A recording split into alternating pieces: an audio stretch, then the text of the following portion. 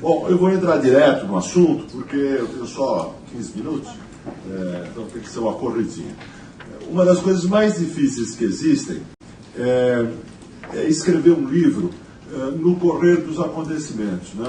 Uma narrativa histórica no correr dos acontecimentos. Eu sugiro a todo mundo a leitura de um livro já bem antigo, mas verdadeiramente brilhante, do historiador britânico Timothy Garton Ash, que narrou em 1989 a queda dos regimes pró-soviéticos no leste europeu, e escreveu antes da queda do Muro de Berlim. O livro foi escrito um pouco antes da queda do Muro de Berlim, quando isso ainda não tinha acontecido. E um trecho desse livro diz o seguinte, está diretamente ligado ao nosso tema. Ele diz: Karl Marx jogou com a ambiguidade da expressão alemã, vou tentar pronunciar direito, eu não sei alemão, da expressão alemã Bürgerliche Gesellschaft, que tanto podia ser traduzida como sociedade civil quanto como sociedade burguesa. Marx nivelou deliberadamente as duas cidades da modernidade, os frutos da Revolução Industrial e Francesa, o burguês e o cidadão. O que a maior parte dos movimentos de oposição por toda a Europa Central e grande parte do povo que os apoia está realmente dizendo é: sim, Marx tem razão, as duas coisas estão intimamente ligadas e nós queremos as duas. Direitos civis e direitos de propriedade, liberdade econômica e liberdade política, independência financeira e independência intelectual. Cada um desses termos apoia o outro. De maneira que sim, queremos ser cidadãos, mas também queremos ser de classe média. No mesmo sentido que a maioria dos cidadãos da metade mais afortunada da Europa é de classe média. Em 89, muita gente chegou à conclusão excessivamente otimista de que teria se formado um consenso duradouro sobre a indivisibilidade das duas liberdades, a liberdade política e a liberdade econômica. Entretanto, não é verdade que esse consenso se estabeleceu. Se esse consenso tivesse se estabelecido, nós teríamos hoje um mundo de oscilações entre mais igualdade ou mais liberdade, como chamou o Alberto Carlos, mais eficiência, né? Que é mais ou menos o mundo que nós temos na maior parte da Europa hoje e nos Estados Unidos.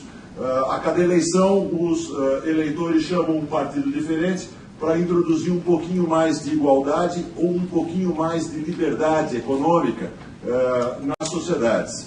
Mas o mundo é mais complicado do que isso, porque houve um processo de reorganização ideológica da antiga esquerda stalinista. Depois da queda do Muro de Berlim, a esquerda renunciou àquilo que a gente poderia chamar de socialismo do século XIX, ou seja, a ideia de uma revolução proletária, da estatização geral dos meios de produção, da planificação central da economia, do controle operário das fábricas. Mas não renunciou a um dos cernes mais cruciais do pensamento da esquerda stalinista, que é a ideia de que o Estado, e o que é o Estado? Uma elite política dirigente deve promover uma engenharia social que conduza as pessoas, que conduza a sociedade numa certa direção. A ideia de que uma elite política dirigente tem a chave do futuro e pode abrir os portais que conduzem as pessoas ao progresso. Essa ideia crucial, ela acabou se condensando no atual programa político das pessoas que ficaram órfãs com a queda do Muro de Berlim. E esse programa político é o programa político do capitalismo de Estado. Quando se fala em capitalismo de Estado, não se está falando de nada de novo na história. Está se falando de uma coisa antiga. Né? A gente fala em capitalismo de Estado, a gente pode imediatamente citar a Alemanha prussiana, no final do século XIX, o Japão Meiji, no final do século XIX, estados nazifascistas, a Alemanha de Hitler, a Itália de Mussolini. Nós podemos pensar em estados latino-americanos no momento que se engajaram num programa de industrialização acelerada, o México, do Partido Revolucionário Institucional, o Brasil de Getúlio Vargas, até a ditadura militar, muito claramente, ou cada vez mais claramente, até o governo Geisel. Quando a gente fala em capitalismo de Estado, nós podemos pensar na China atual, a partir que transita nessa direção, a partir de uma economia estatizada. Ou podemos pensar na Rússia atual, que caminha nessa direção depois da implosão de uma economia estatizada e do fracasso dos seus primeiros governos de transição. Então não há algo de verdadeiramente novo do ponto de vista conceitual na ideia do capitalismo de Estado. O que define o capitalismo de Estado e o que diferencia a ideia do capitalismo de Estado da mera ideia social-democrata de um pouco mais de igualdade e de um pouco mais de governo? Qual é o traço conceitual que nos permite falar em capitalismo de Estado? Veja, no socialismo soviético, o que ocorria era a eliminação da esfera da economia. Não, eu não enlouqueci. Era a eliminação da esfera da economia. A esfera da economia deixava de existir e se transformava em política. Porque no momento em que todos os meios de produção se estatizavam, em que todo o sistema de preços se tornava um sistema de administração central pelo Estado, deixava de existir a economia. E deixava de existir a economia no momento em que desaparecia a propriedade privada, em que desaparecia a liberdade de empreender, e em que o Estado assumia completamente para si todas as tarefas que antigamente se poderiam chamar de econômicas, que se transformavam, então, em tarefas políticas de um Estado partidário e burocrático. No capitalismo de Estado não é isso que acontece. Não se elimina a esfera da economia, nem se elimina a existência de uma classe proprietária de meios de produção e de empreendimentos, de uma classe de empreendedores. O que se faz é borrar a fronteira entre o espaço público, que é o espaço da política, e o espaço privado, que é o espaço da economia. O que significa, do ponto de vista sociológico, borrar a fronteira que separa a elite dirigente política da elite de empreendedores econômicos. Como se borra essa fronteira? Pela subordinação de uma coisa a outra. Pela subordinação da esfera da economia à esfera da política. O que significa, sociologicamente, a subordinação dos empreendedores à elite política. A elite política passa a dirigir os empreendedores numa determinada direção. A elite política assume o comando da economia sem eliminar a existência da propriedade, sem eliminar direitos econômicos básicos, mas restringindo bastante esses direitos. A consequência disso, do ponto de vista político, eu não estou aqui discutindo as consequências disso do ponto de vista da eficiência econômica, é outra discussão extremamente importante. Mas a consequência disso, do ponto de vista político, que é o que me interessa nesse momento, é uma extraordinária concentração de poder nas mãos do Estado. E isso é óbvio. Essa elite dirigente passa a exercer um poder arbitrário sobre as atividades econômicas, sobre a possibilidade do sucesso dos empreendimentos econômicos e sobre, portanto, a distribuição e a alocação de recursos no conjunto da sociedade. Concretamente, essa elite dirigente, ela passa a ter uma possibilidade extraordinária de agir pelo meio da corrupção. As empresas privadas no capitalismo de Estado se tornam financiadoras compulsórias da elite política dirigente, porque se não financiarem essa elite, serão eliminados do mercado. Essa elite passa a ter o poder de eliminar empreendedores do mercado. Grandes, médios, pequenos, não interessam. E, ao mesmo tempo, essa elite política dirigente passa a eliminar a oposição, a suprimir a oposição, porque ganhou dois poderes paralelos. Um, de comprar consciências. um de pagar pela aquisição de opiniões, e um segundo de eliminar dissidentes pela eliminação da possibilidade desses dissidentes falarem em qualquer outlet da sociedade, porque esses outlets passam a estar sob o domínio da elite dirigente. Veja, o México do Partido Revolucionário Institucional era exatamente isso. Tem uma frase do Otávio Paz, não vou citar que eu não tenho tempo e a menina vai levantar logo o cartaz com toda a razão. Tem uma frase do Otávio Paz sobre o México, depois a gente conversa no debate que mostra bem isso. A Venezuela de Chávez hoje opera exatamente assim. A nova elite dirigente é capaz de calar quase completamente a oposição ou de reduzir muito a sua voz, porque tem a possibilidade de comprar consciências e de comprar o silêncio, ou de impor o silêncio. A Rússia de Putin opera assim. Então nós estamos falando de um sistema de concentração de poder político. Isso tem importância para o Brasil, porque nós vivemos hoje um processo histórico no qual o maior partido do país, o maior movimento político do país, é fortemente atraído pela ideia do capitalismo de Estado. Eu falo do lulopetismo. Eu falo do lulopetismo porque o lulismo não é exatamente a mesma coisa que o petismo, uma discussão complexa que a gente pode fazer. No governo Fernando Henrique Cardoso, o Brasil rompeu com o capitalismo de Estado. O Brasil rompeu politicamente com o capitalismo de Estado. Essa é a importância do governo Fernando Henrique Cardoso na história do Brasil. O capitalismo de Estado foi predominante no Brasil e chegou a um auge, a um ápice no regime militar.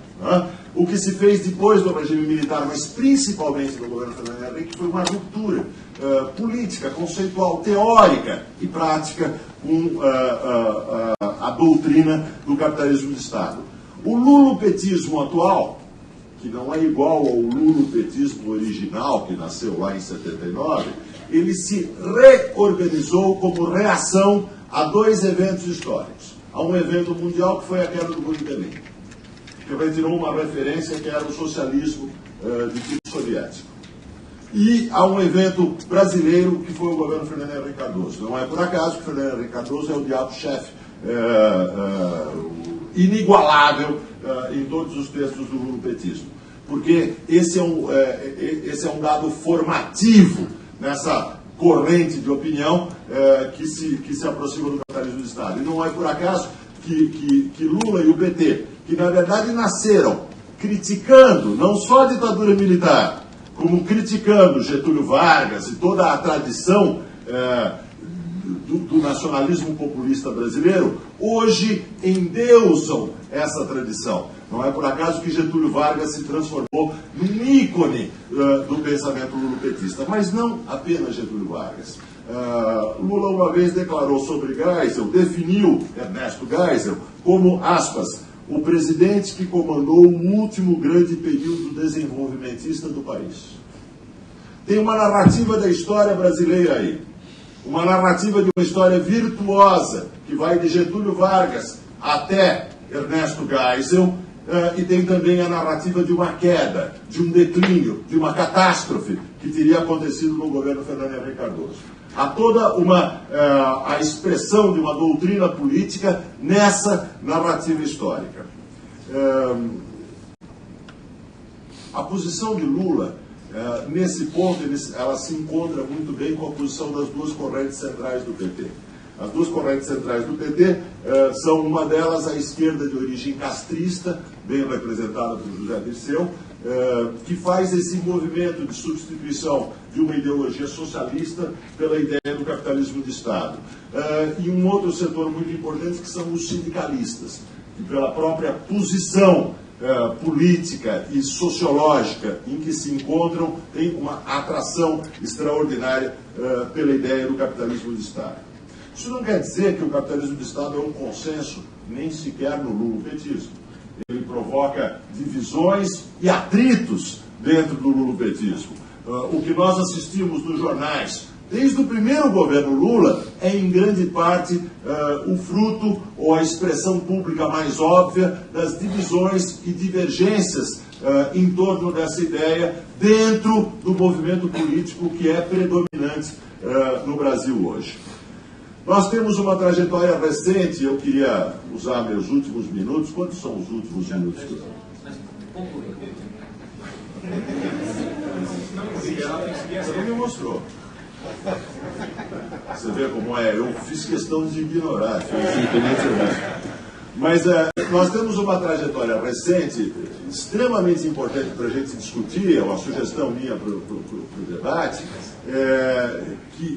no qual Lula pensa o seu segundo governo, o seu segundo mandato, como um momento em que se poderia implementar mais claramente um programa voltado para o capitalismo de Estado. A substituição de Palocci, do Ministério da Fazenda, por Guido Mantega, substituição que não ocorreu, que ocorreu, vamos dizer assim, em função de uma crise, que foi a crise do caseiro, né? Foi a oportunidade de se imaginar um segundo mandato mais voltado para esse programa do capitalismo de Estado. Nessa trajetória, nós tivemos aí em 2008 a crise econômica internacional e com a crise econômica internacional uma oportunidade de ouro para os defensores mais doutrinários dessa ideia levarem ela à frente dentro do partido. Nós estamos assistindo nos últimos 2 anos, principalmente nos últimos 2 anos, via BNDES, via fundos de pensão, via articulações entre BNDES, fundos de pensão e empresas estatais e grandes empresários privados escolhidos como parceiros pelo governo, né? A montagem ainda inicial de um sistema de capitalismo de Estado no Brasil. Mesmo essa montagem inicial já enfrenta hoje uma encruzilhada extremamente importante, que também eu sugiro para o debate, que é a encruzilhada atual. Quando hoje o governo se defronta com a armadilha, inflação, juros, câmbio, essa armadilha, inflação, juros, câmbio, que nitidamente o governo não sabe como sair dela, é a armadilha que foi criada pela política dos últimos 2 anos e meio, desde 2008, em particular acelerada em 2010, no ano eleitoral, que foi a política de aquecimento acelerado da economia por investimentos e subsídios públicos via, essencialmente, demanda criada pelo Estado. O que o governo vai fazer com essa armadilha é decisivo do ponto de vista do futuro próximo do Brasil. Uma proposta que está escrita já de saída para essa armadilha é a proposta de se desistir do programa da estabilidade econômica do Plano Real. Se desistir desse programa e se adotar um novo programa, que é o programa do capitalismo de Estado. Quem quiser ler qual é o programa econômico inteiro do capitalismo de Estado, está na última edição da revista Interesse Nacional, num artigo do economista Luiz Carlos Bresser Pereira, intitulado Neodesenvolvimentismo. Ele não é um petista, mas o capitalismo de Estado está longe de ser uma doutrina exclusivamente do PT. Grandes empresários brasileiros e teóricos importantes adotam essa doutrina.